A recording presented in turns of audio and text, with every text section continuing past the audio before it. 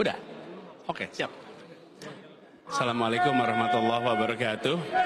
Pertama, izinkan kami menyampaikan terima kasih, apresiasi. Rangkaian 5 debat ini telah tuntas. Terima kasih pada KPU dan semua yang terlibat dalam penyelenggaraan. Kita masih ada waktu 10 hari lagi sampai penentuan pilihan. Kami di lapangan berjumpa dengan aparat TNI, polisi, ASN, yang mereka bekerja ekstra. Mereka hadir sebelum kami tiba. Mereka masih di sana ketika kami pulang. Pada mereka kami sampaikan terima kasih, apresiasi atas kerja luar biasanya selama ini sampai dengan penyelenggaraan besok. Dan kami semua menunggu, mengharapkan semua bekerja dengan netralitas, semua bekerja dengan penghormatan atas proses pemilu yang jujur, adil, dan berwibawa. Dalam kesempatan debat tadi, kami menyampaikan gagasan tentang negara yang hadir untuk melindungi, memerdekakan, meningkatkan derajat rakyat untuk merasakan adil makmur bagi semua.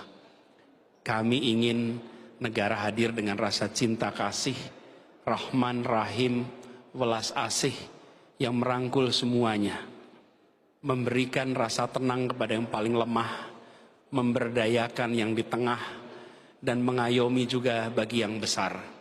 Tapi juga negara yang tegas, negara yang bertindak keras kepada siapa? Kepada mereka yang koruptif, kepada mereka yang mengambil keuntungan dari ketimpangan, kepada mereka yang komprador. Negara yang tidak lembek berhadapan dengan para pelanggar hukum dan pelanggar etika.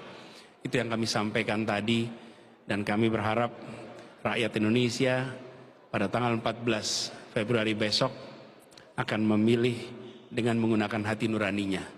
Ada mesin-mesin yang beroperasi untuk melakukan upaya-upaya yang mungkin bertentangan dengan etika dan prinsip-prinsip hukum. Tapi kami yakin rakyat Indonesia akan menggunakan hati nurani, akan menitipkan kepercayaan kepada salah satu untuk membawa Indonesia ke depan. Yang dalam harapan kami, kita semua ingin perubahan, ingin Indonesia yang lebih adil makmur untuk semuanya. Karena itu kami bersyukur telah menuntaskan rangkaian debat tadi untuk menyampaikan semua gagasan, semoga menjadi bahan pertimbangan. Dengan segala kerendahan hati, kami berdua menegaskan bahwa ketika amanat diberikan, ketulusan, pengabdian, keseriusan akan menjadi pegangan dalam menjalankan tugas. Terima kasih atas kesempatannya. Insya Allah kita semua mendapatkan kemudahan di dalam mengubah Indonesia menjadi adil makmur untuk semuanya. Terima kasih. Baik, terima kasih Pak Anies. Jika ada yang mau bertanya. Oke. Reza dari iNews TV, Mas. Debat pamungkas berharap berlangsung panas, namun terjadi malah lemas. Pak Anies pun seperti namanya sangat manis. Debat pun banyak yang menyangka seperti rapat karena terlalu banyak kata sepakat. Yang saya ingin tanyakan di sini bukan lebih kepada substansi, tapi strategi. Mengapa Pak Anies debat kali ini sangat bermain manis? Bahkan ada sesi tema saat pendidikan. Kalau kita melihat perjalanan debat, Pak Anies seringkali tidak bisa dipungkiri Pak Anies selalu bermain menyerang. Ketika ada sesi pendidikan, mungkin ada waktunya juga, katakanlah Pak Anies menyerang dalam sesi pendidikan etika. Itu tidak ada dalam Pak Anies kali ini. Langsung ke pertanyaannya aja. Langsung ke pertanyaannya ini aja. adalah bagian dari strategi Pak Anies jelang pemilihan yang hanya tinggal beberapa hari lagi. Terima kasih. Terima kasih.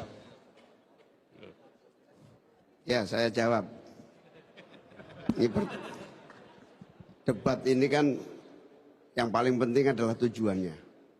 Saya setuju dengan calon presiden saya, insya Allah presiden 2024.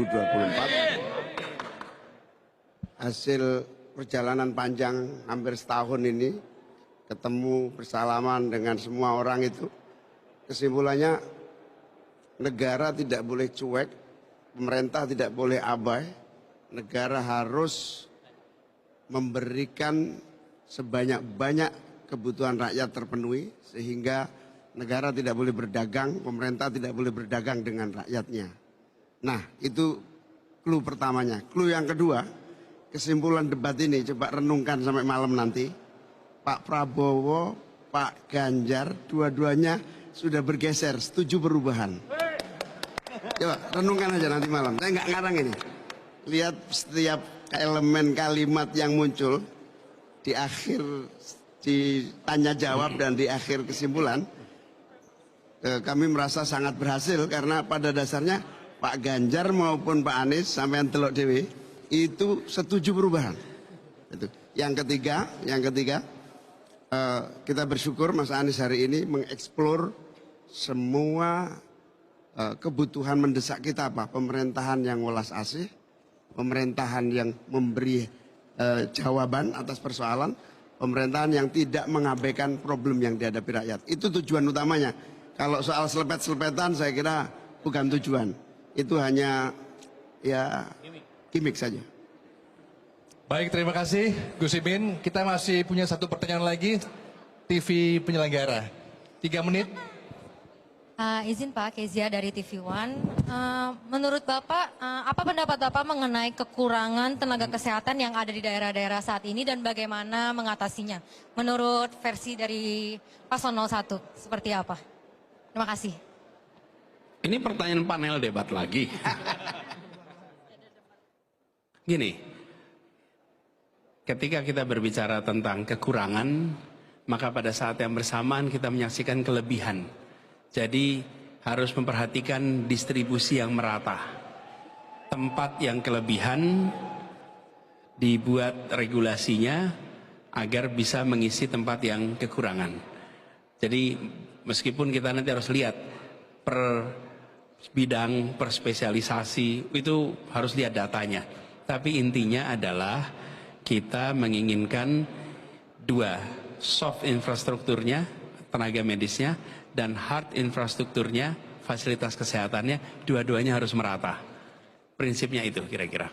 Dan kami tadi sampaikan bahwa kita ingin rakyat Indonesia menyaksikan gagasan yang dibawa.